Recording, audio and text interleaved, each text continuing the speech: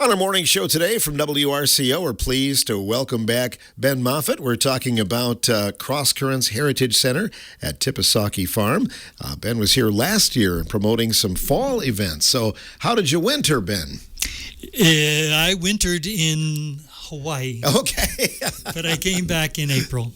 Well, that sounds like a good plan. Mm-hmm. The farm was all good when you got back and everything? Mm-hmm. Great. Yep. So you're ready for a big weekend here coming up on Sunday. Yes, we've got Ho-Chunk drumming and dancing. And it's going to be Sunday, the 18th at 2 p.m. with the Wisconsin Dells Singers and Dance Troupe. And they're going to be performing outdoors under a tent, only about 200 yards from a former Ho-Chunk village that was excavated by the Wisconsin Historical Society, the state archaeologist. And the Wisconsin Dells Singers and Dance Troupe will be bringing 4 to 5 drummers who sing and 12 to 20 dancers of various ages in full regalia. How cool is that going to be? Yeah. Man, that's awesome. Do the dancers, do they know about the significance of where they're going to be performing? Yes, they do. Yeah. And they've been performing, I think I may have said, for 49 years. They really are great. Yeah. They're not rookies then. No. And what they like to do, from what I hear, is talk in between the numbers and explain some of the significance of the implements they use, the costumes, the dance, the stories. And I know you're looking for people to register for that because it could fill up, couldn't it? Yes, you must register. So you go to our website, crosscurrentsheritage.org, crosscurrentsheritage.org, and then just scroll down a little ways and it's click here to register. And after that, it goes very smoothly. You'll be asked to donate, but it's not required. So let's get people caught up in case they might have missed your last appearance on the morning show last year. Tell us about Crosscurrents Heritage Center and Tippesaukee Farm. Okay. We are a new gathering place here in southwest Wisconsin, and we are an educational center and a cultural gathering place. And I don't know, there's probably a better word than cultural, but I haven't quite found it yet. But what we mean by that is we're not just serious and educational. We're into music and storytelling, food, fun, pleasure, those sorts of things, the things that give life richness. And Tippesaukee Farm itself is a historic place. It's the site of former Ho-Chunk and Meskwaki seasonal villages, and it's the site of the first Euro-American farm in Richland County. My great-great-grandfather, John Coombe, settled there by putting all his stuff on a raft at Muscadet and sailing it up. No, that would be down the Wisconsin River. And then he'd already scoped out a spot that was clear of trees and where the Ho-Chunk had been farming. And to his surprise, the Ho-Chunk were still there. But they eventually were moved on under not the most pleasant circumstances, of course. So he moved in there and set up the farmstead, and it didn't all go smoothly at first, did it? No, his first 2 cabins were burned down, and we don't know whether that was intentional or lightning or just the Ho-Chunk clearing the prairie, which they would do every fall. I see. I know that you probably constantly learn things about it and things like that. Is it hard to seek out some of that history? Yes, but I guess what's kind of exciting is the surprises that come. For example, there was this box that I've seen for years and years, laminated wood. And the other day I opened it up and I saw, there's a little hidden compartment. And I popped off the top of the lid and there was a bag of tobacco. And it was a plastic bag, but kind of old. And I don't know who smoked. None of my grandparents didn't. So it might have been a great uncle, something like that, or great uncle. And we may never know. They were hiding it away in there, though. Yeah. And then we have an old cannonball. And somebody has done some research for us. and it still has a seam on it. And that suggests that it's probably back from the War of 1812. Later on, they started filing the seams off so they would fly straighter. I see. So we take it that cannonball was fired? Yes.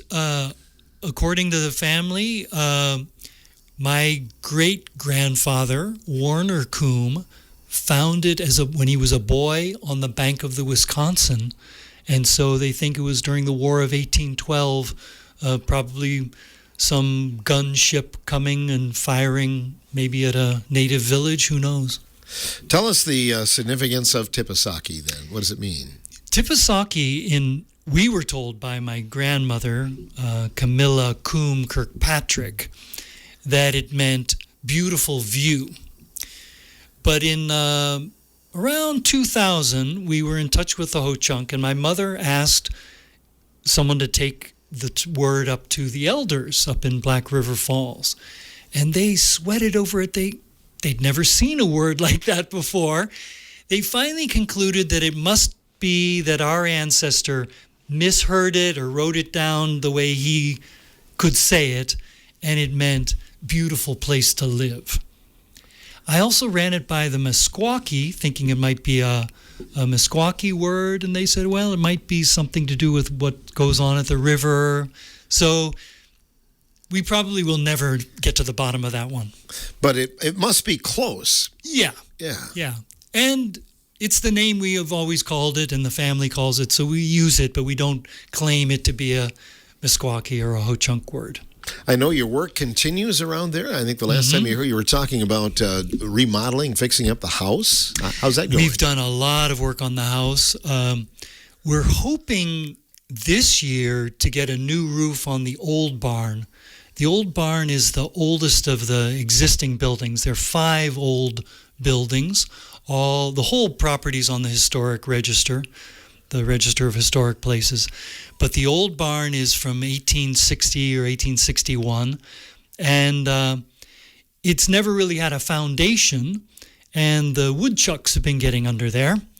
We finally got them out, and our master carpenter from Muscadet, Roger Bailey, last summer went around digging down under and putting jacks under some of the big timbers and doing some reinforcement up in the attic, up in the loft, and he just gets very excited by these old buildings. He's basically retired, but he just loves working on these old buildings. So he's saved 4 of our 5 old buildings. And so that one is now shored up. He has a little bit of shoring to do, and he wants to put a new roof on it. Then we move on to the old corn crib, and that's the last of the 5. Describe the old corn crib.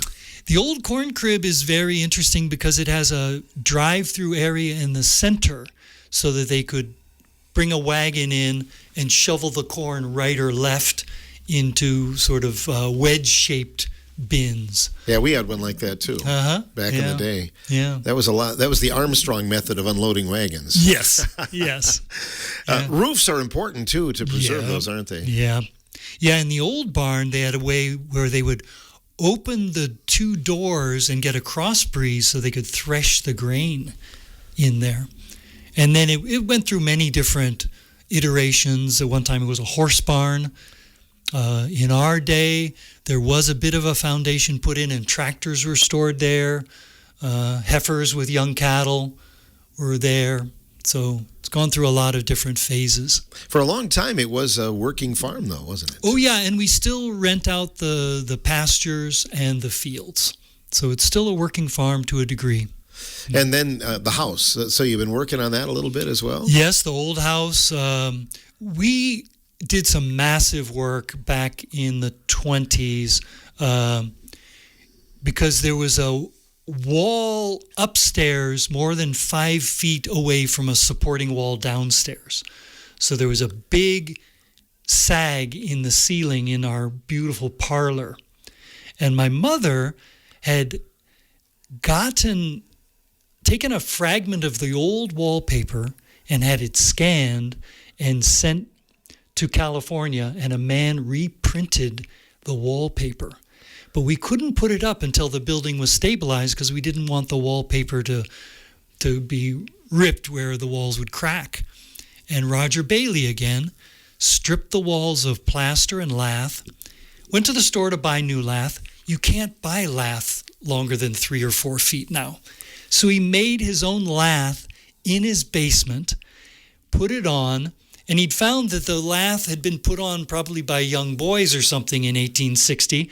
So the seams were lined up. So the plaster was bound to crack. So he lapped it properly. Then we got a restoration plasterer to put it in. We got a 4th generation wallpaper guy to put the wallpaper up. And now the parlor looks magical. What describe the wallpaper? What does it look like? It's quite an elaborate pattern. It's got a bit of kind of a shimmery gold to it. And there are 3 different patterns. So there's the wall pattern.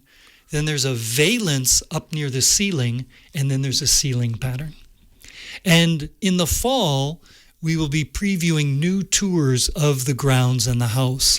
I'm working on that. I'm going to be conducting the tours and basically try them out in the fall, make adjustments, and then teach it to other people.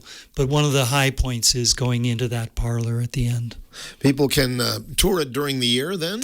No, this will be just in late summer and fall this year. But if they go to our website, crosscurrentsheritage.org, they'll be kept apprised of that tour. And then also we're planning to do a nature tour in the fall in our woodlot. So focusing on the plants and animals that grow there. Because this spring we just had a geology walking tour of the old woodlot, which has never been clear-cut.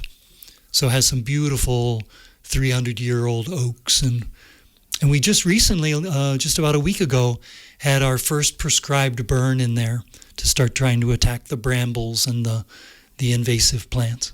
Can you give directions? Because I'm sure we all drive by there all the time and don't even realize we're in that history area. It's on Highway 60, just west of where 60 meets the Blue River Bridge.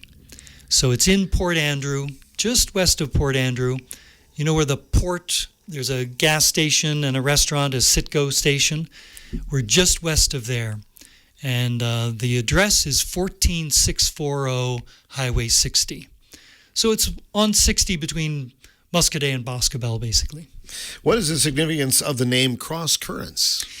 Yes, well, we're right on the Wisconsin River, so that seemed appropriate.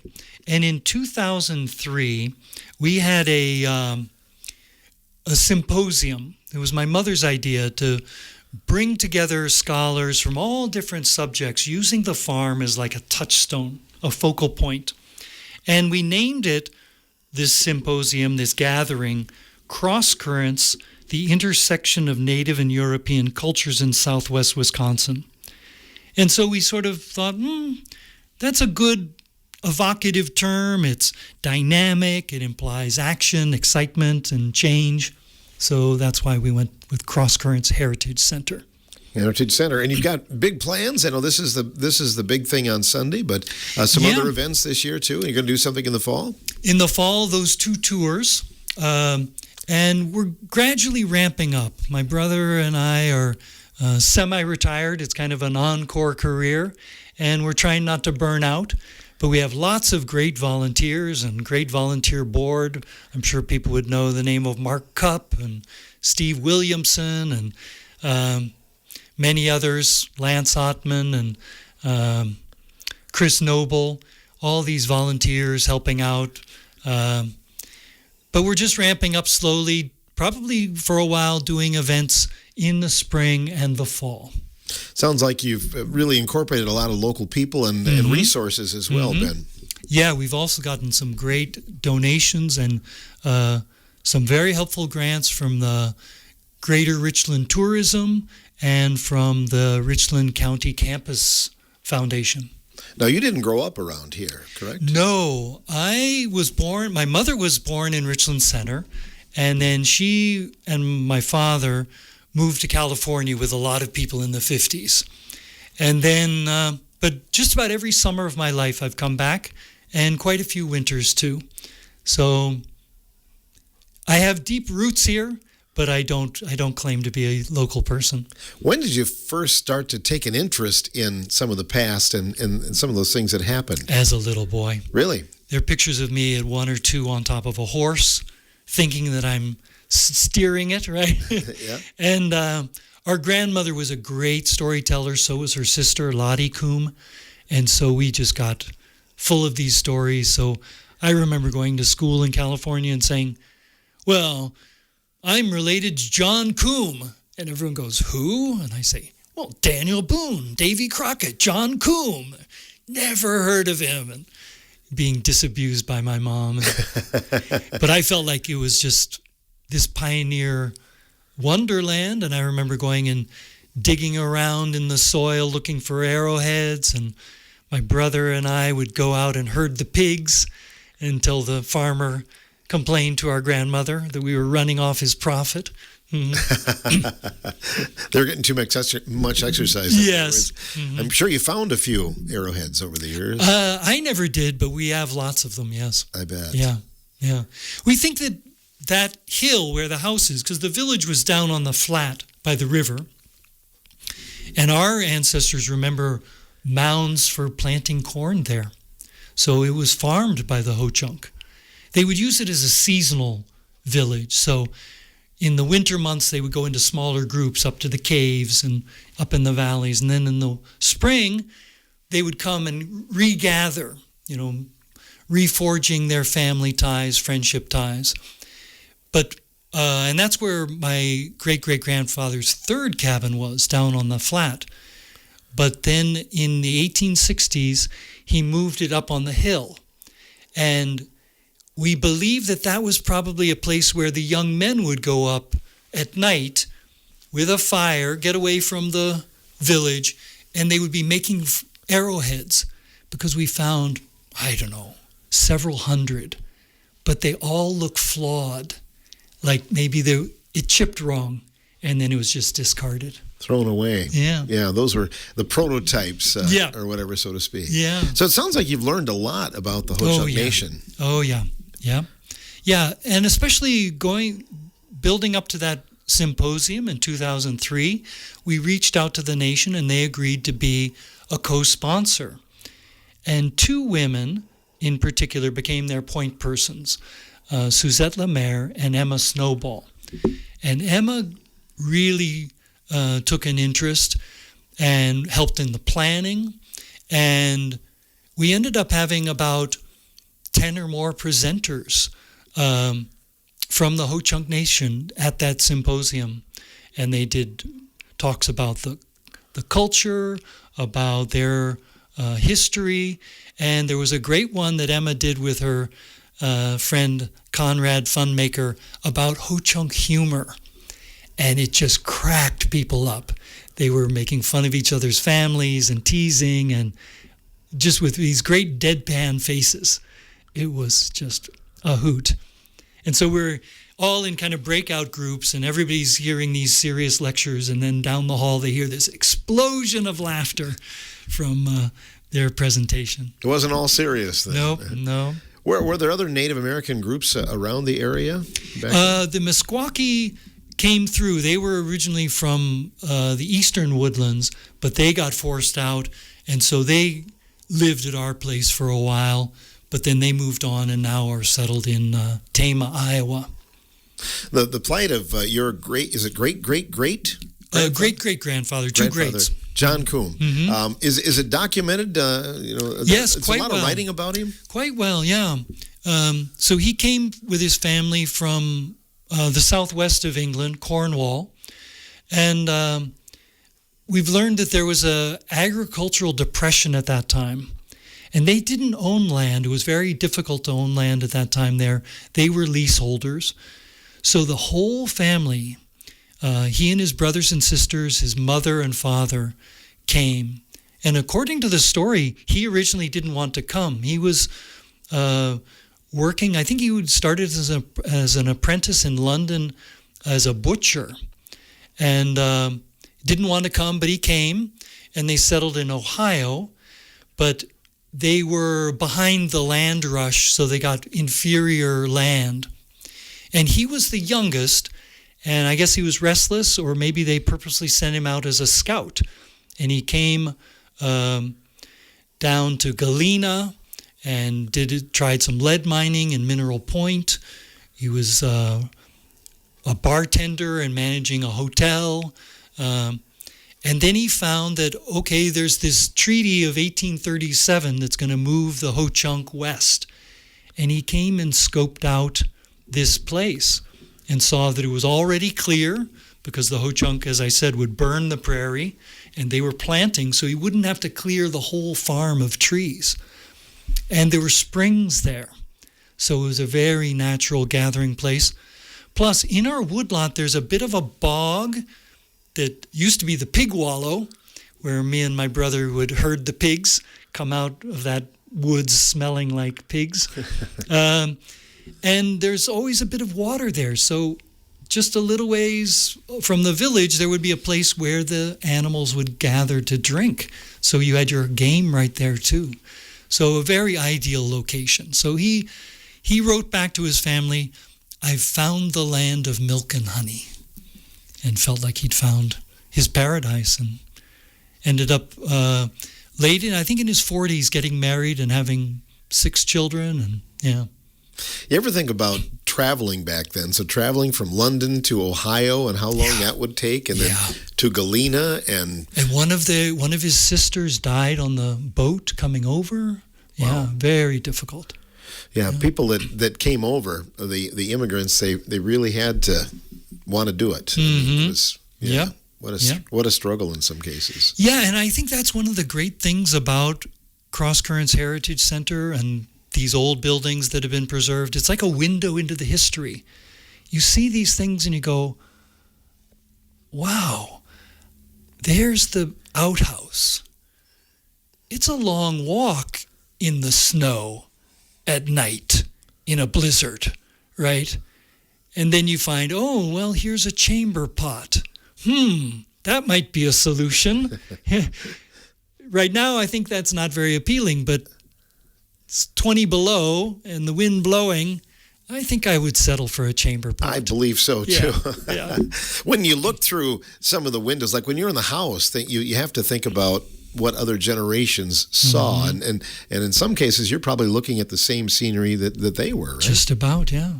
And, of course, we're looking through the wavy glass, that old-fashioned glass. Whenever a window breaks, we have to get the restoration glass to replicate it. How do you do that? I didn't know There's a place you send away to, I forget where it is, and you buy panes of restoration glass. It's actually a little wavier than the original. I think people expect it to be very wavy, so they make it wavy. Did you have stained glass in any of the windows? No. Okay. No stained Some glass. houses in that vintage did have a little bit of stained glass too. Yeah. But I think you want to try to keep it as original as you can. Yes. And yet it's also a living place. I mean, I live there 4 or 5 months a year.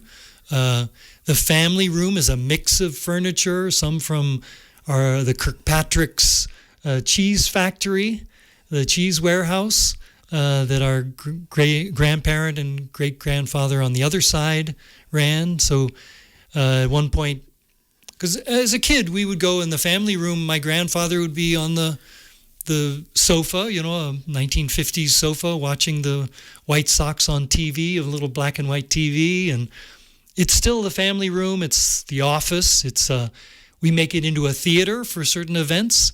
We bring in folding chairs. So last year we had quite a bit of storytelling, and it becomes a theater. It's an office. It's where we make music. It's where we eat our dinners, and so it's a living place. It's not like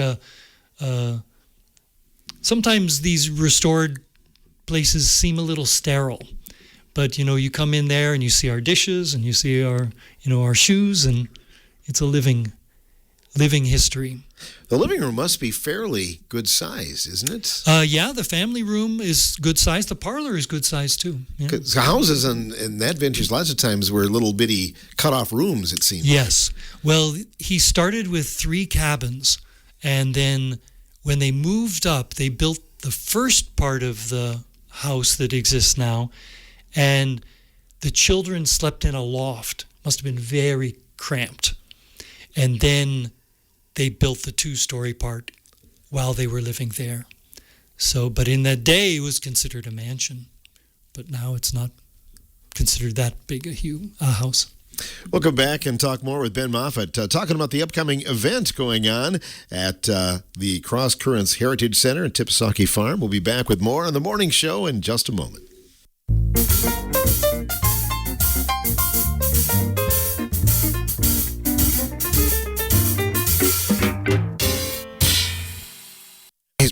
An historic event is taking place at Crosscurrents Heritage Center near Blue River coming up on Sunday. Ben Moffat is in the studio to talk a little bit more about Tippesaukee and Crosscurrents. And why do you refer to them as gathering places, Ben? Well, the place has a tradition of bringing people together. For example, my family's been gathering there for 7 generations. We've had birthday parties, family reunions, celebrations of the place. It's like the family mecca where everybody comes back. Jean Burkett, I think many of your listeners know Jean, she told me that she had one of her baby showers there, and her husband helped redo the ceiling in the kitchen and put up the wallpaper. But she also said it was the site of many wild parties. And then she was quick to say, we thought they were wild. She's always good for a quip, yes? Yes, she is. Sometimes you think if those walls could talk. Right? Oh, yeah.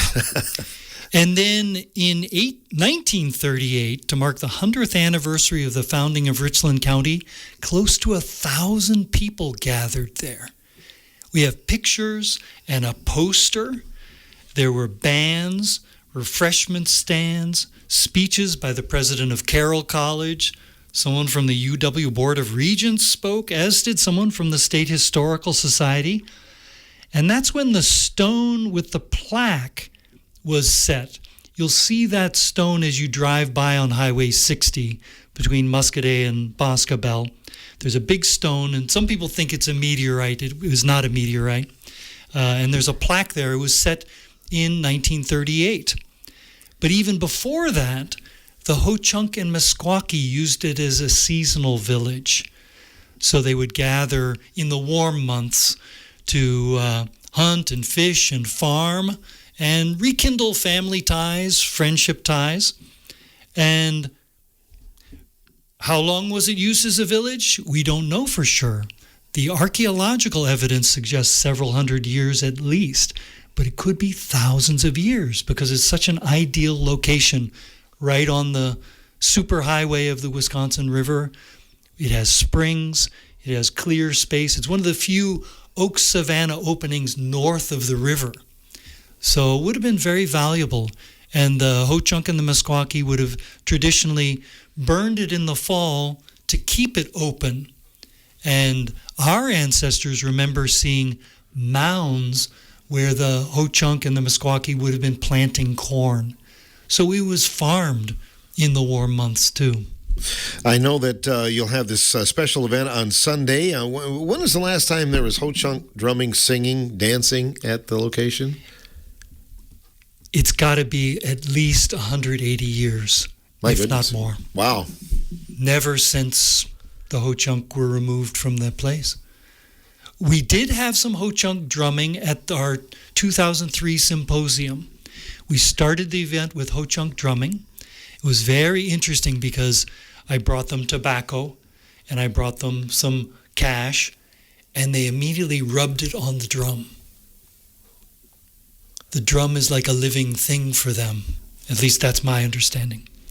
And then they were going to perform again in the evening, and this was a young drum group. And they must have been impressed because we had Patty Lowe and others speaking, other Ho-Chunk elders. So one of them drove back to Black River Falls and brought an elder named Gordon Thunder back for the evening drumming. And he made an impromptu speech. And I remember he said that he never thought in his lifetime that white people would be this interested in Ho-Chunk culture. But I think there is an interest in opening, our ears are opening to this. And that's what we're hoping, because we do a wide range of events. We do storytelling about our family, storytelling that's related to plants. We've had nature tours, geologic tours. But it's nice also to have the native presence celebrated as well. When people come on Sunday, again, what can they expect to see? Well, the Wisconsin Dells Singers and Dance Troupe have been going for almost 50 years, so they've got a lot of experience. They will do some of their traditional dances and songs. There are probably 4 to 5 singers who also drum, or is it drummers who also sing? I don't know. And then 12 to 20 dancers of various ages in full regalia. And we talked with one of the key members, Mary Funmaker, and she said that she hand makes a lot of the costumes, and it just takes hours and hours. And I think maybe one of their grandchildren, she and Elliot Funmaker have grandchildren who dance in the troupe too. So you'll see a wide range, and they're in their full regalia. Should be quite fun. And the weather should be very cool for everybody to enjoy, and Yes. the performers as well, right? Yes. And we're going to have a tent to block some of the sun. We're providing 100 folding chairs, but people are free to bring lawn chairs or spread a blanket on the lawn. So I'm not sure when we're going to cap the attendance, but right now we're at about 80 people registered. And to register, you must register before you come. Register at our website, crosscurrentsheritage.org. And you'll be asked to donate, but it's not required. So that's the performance fee or whatever Yeah, it when you get there? helps defray the costs. Uh-huh. We won't make up all the money that has been sent, but has been spent. But we have some very good donors, and we have some grants supporting us. A little bit of a breeze might knock down if there's a stray mosquito or so, too. Yeah. There might be 1 or 2. They might be. They're already coming out there. So, anything else you'd like to add about this coming Sunday, Ben? No, just we welcome it. It is a gathering place. Right now, it's open by invitation when we're having events, but we're gradually ramping up. We're hoping to have school tours. So teachers, if you are interested in coming and bringing students to learn about the natural science, the natural history, or the human history, we're working with an education committee right now and hope to really involve a lot of the local schools too. I think that's important. And you talked about hearing your grandmother's stories. It's really a lost art, that storytelling, and young people listening to the elders, so to speak, right? And the shock is that now I'm the elder who's telling the stories. So I almost have to play it up, you know. You and I both. Yeah. But that's good. And hopefully, I mean, it's important for the generations to pass it on and learn about the past. Because we think it's a long time ago, but it's not really. When you think of my grandmother grew up without a car, and then cars came in. And that's not that long ago. She would have grown up without electricity, too. Saw the electricity come in, and And this house holds that, because it didn't have an indoor bathroom. It didn't have electricity or running water at first. And those gradually got put in. Great deals. What time is the event again on Sunday then? Sunday, May 18th at 2 p.m. And we're at 14640 Highway 60 between Muscadet and Boscobel, about 20 minutes from Richland Center. The event is free, but you need to register in advance at our website, crosscurrentsheritage.org, and you will be asked to donate, but not required. Good luck with the event, Ben. Thank you very much. And we'll see you again soon. Always fun to talk history. Thank you. You bet. Ben Moffat joining us here on WRCO from Crosscurrents Heritage Center at Tippesaukee Farm. Again, that event coming up this Sunday, and we hope you'll be able to take that in and enjoy the whole weekend around Muscadet and the Muscadet Morel Mushroom Festival Friday and Saturday, and then this event going on Sunday in that same area.